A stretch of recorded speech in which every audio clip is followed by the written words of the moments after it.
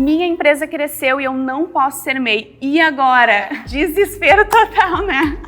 Adorei, porque é um assunto muito sério e a Pri fez essa chamada estrondosa exatamente porque é um problema de muitas empresas, né, Pri? Exatamente. E no programa anterior nós falamos justamente quais os benefícios e os requisitos para ser um MEI, certo? E agora, eu não posso ser MEI, estou me desenquadrado, certo? O que eu faço? Existem alguns motivos que tu é desenquadrado do MEI, conforme até falamos, né, no programa anterior.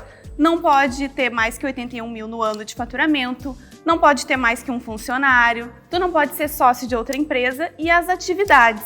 Existem algumas atividades que não são permitidas no MEI e elas mudam constantemente, então tem que ficar ligado, porque daqui a pouco a Receita Federal altera o leque de atividades e tu não pode mais ser. Então é uma questão que tu tem que estar sempre acompanhando. Sim, as mais óbvias, por assim dizer, que qualquer empresário, qualquer pessoa que tem um MEI consegue se dar conta imediatamente é o faturamento e de repente precisar abrir uma outra empresa. Exatamente. E não pode ser, não pode abrir outra empresa se é MEI. Exato. As outras questões realmente precisa daí de um profissional para conseguir conduzir e acompanhar. Beleza.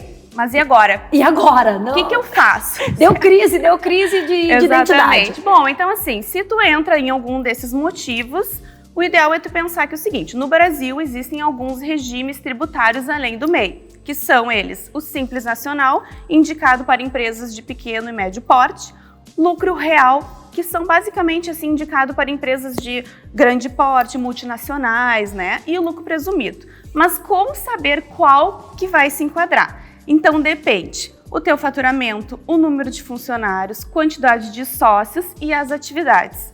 Esses fatores que vão determinar qual é o regime tributário ideal para a tua empresa. O mais comum, assim, seria a pessoa sair de um MEI para um Simples, certo? Exato, porque o MEI, ele não deixa de ser uma expansão do Simples, porque no MEI tu tem a DAS, que é a guia do Simples Nacional, que tu paga tanto pelo MEI quanto pelo regime tributário Simples.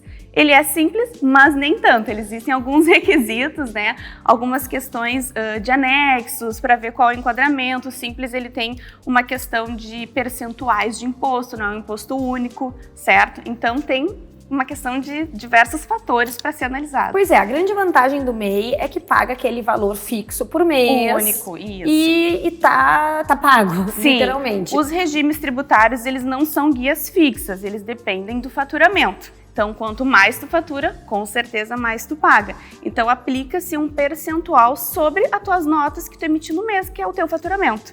E esse pagamento ele pode ser feito pelo próprio empresário ou não? Aí precisa ter um escritório profissional para fazer esse acerto de contas? Sim, então no MEI ele não é obrigado a ter um contador. É essencial, porque eu acho que tem essas questões de acompanhamento, mas ele não é obrigado. Já quando tu passa desse patamar para abrir uma empresa, sim, é obrigado a ter um contador porque ele vai responder pelas obrigações acessórias. Não é só emitir uma guia, existem um leque de declarações mensais e anuais que o contador ele é o responsável técnico para responder e entregar essas declarações perante o fisco. Então, ele que vai entregar as declarações e emitir a guia para o empresário. Eu acho importante a gente destacar que assim, as pessoas quando ai, que horror, agora vai ficar mais complexo.